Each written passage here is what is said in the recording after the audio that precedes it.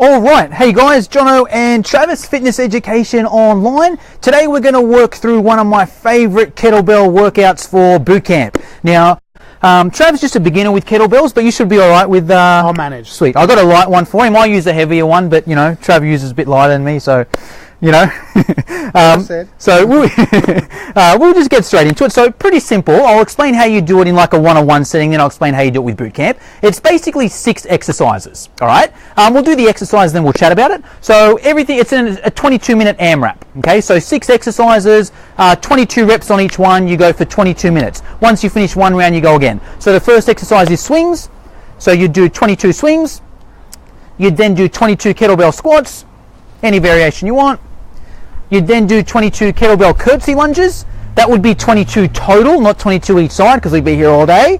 Then we do 22 bent over rows. That would be 11 on each arm. All right. We then hit the mat and do 22 push-ups. All right. We then go on our back and we grab the kettlebell and we do 22 bridges. Strong person like me, I would do single leg, 11 on each leg. Trav's just going to, oh, he will. Oh, okay. Don't hurt yourself, Trav. All right, and then that's pretty much it, right? So it's 6 different exercises, 22 reps on each, keep going for 22 minutes. Now, the reason I like those sort of exercises there is the different sort of positioning in chains. Yeah. So, you know, there's it's hard to do posterior chain with body weight, right? Correct, yes.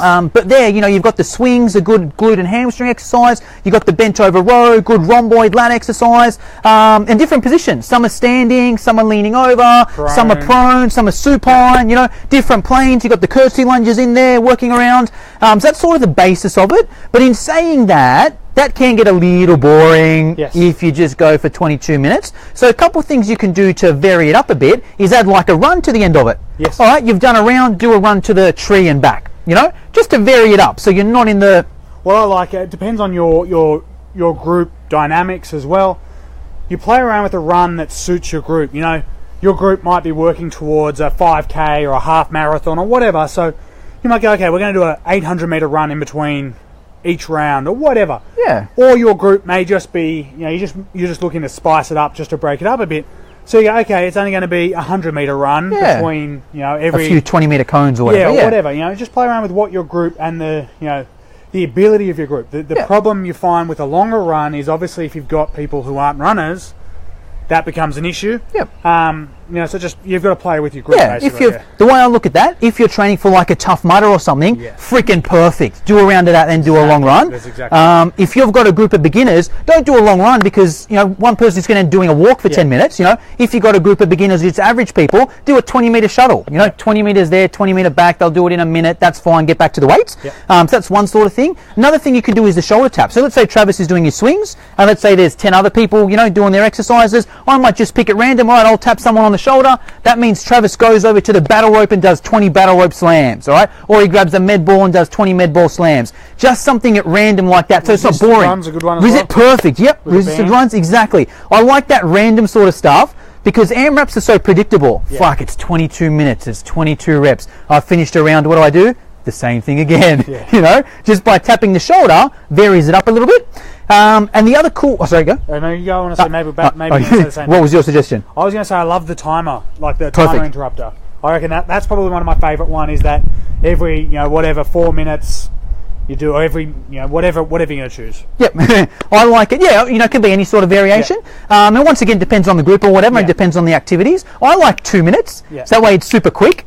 You know, 2 minutes, and that way it's like, oh shit, I'll work hard for 2 minutes. Fuck, the timer goes off. I'm going to do 20 star jumps. All right, fuck, I'll work hard for 2 minutes. Timer goes off. 20 star jumps. Right? Not all the time. Sometimes 5 minutes works better. But in that sort of workout there, where it's so kettlebell, one position sort of thing, 2 minutes works quite well. Star jumps works well because you work in a different plane again, you know? And it's quick, easy. Exactly. So easy. If you've got an agility ladder or skipping rope, that works really well as well. Just something traditional cardio based, you know? That sort of stuff there. Now, the other thing as well with this workout, why I love it, is you can adapt it so easily because you might be watching this and saying, yeah, Johnny, that's all well and good, but I've got 20 people in my boot camp. I don't want to bring 20 kettlebells down. What if I've got 20 people that have only got 5 kettlebells? We'll bring Brenda down. So let's say well, let's say 15 to make it easy. You got 15 people, you got 5 kettlebells, so it's a 1 between 3. You can do that same workout, but everyone just starts at a different point. Travis might start with the, yep, exactly, sorry, just with that, so, because you only really need the kettlebell for the swings and the rows. Yeah. Everything else you can do body weight. So I might be here on the kettlebell, I'll do my swing and my rows, Trav can do his squats and his lunges, Brenda can do her push-up and her bridge. We'll just do a couple reps of each to give an example. 3, 2, 1, go. So, you know, I'm going to do 2, but I'm going to pretend that's 22. I then go here. I'm going to do 2, but I pretend that's 22. All right, I've done mine. I move on to the next exercise. You know, the kettlebell might be free.